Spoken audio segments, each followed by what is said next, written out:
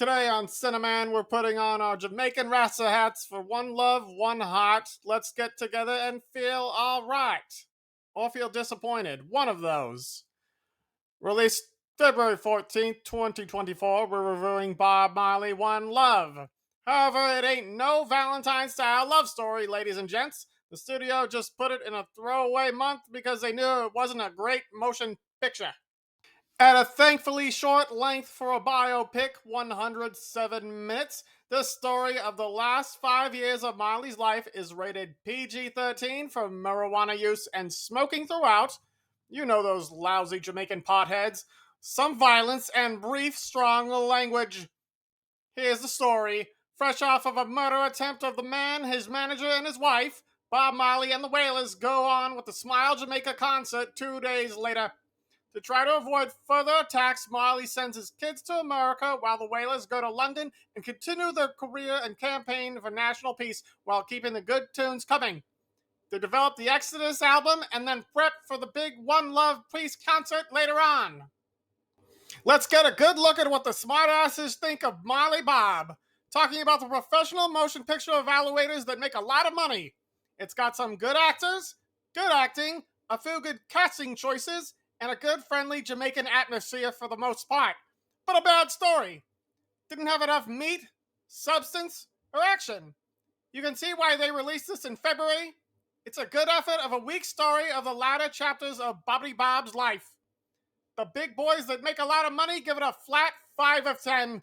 As for the regular motion picture goer, the simpleton that has to pay to go to the cinema, they actually didn't think so much differently from the rich watchers. We see a refreshing performance by the rising star Kingsley Benadir as Bob and Bond girl Lashana Lynch as wife Rita, but where is the plot? Who knows? It's not enough significant or coherent. It starts with the shooting, before which Marley is already famous, followed by his performance and touring mixed in with some discussions with his wife. The biopic would have been better if it started from his early life before he became a professional musician, to becoming pro, but famous. The assassination failed attempt halfway instead of at the beginning, a climactic One Love concert, and then his death.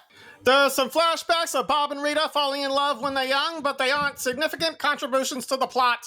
It gets from the Everyman an okay, only slight thumbs down, 5.75 of 10.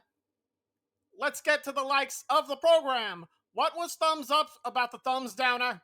The only small like besides the two leads is that James' son Michael Gandolfini has a bit part, even smaller than his Many Saints of Newark part, as Howard Bloom, the publicist. He tries unsuccessfully to persuade the band to change the Exodus album's theme and cover as he states that the youth don't attract to the Bible. Now on to the dissy dislikes.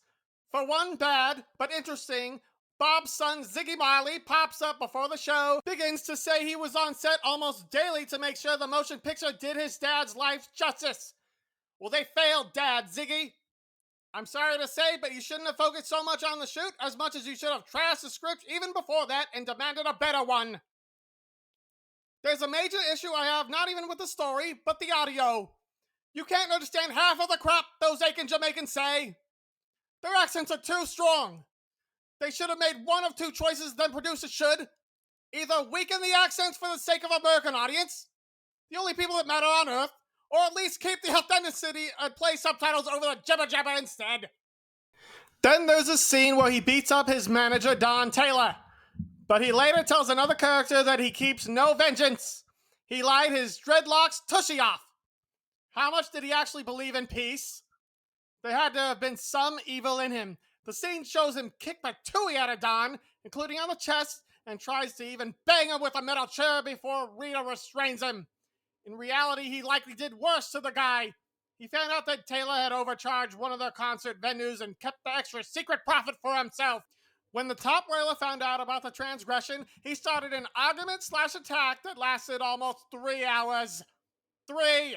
Even though Taylor was wrong, the scene and incident shows that the Bobster sometimes didn't actually believe in peace. Did the manager deserve the grief? It's left to be seen, just as is Marley's level of integrity.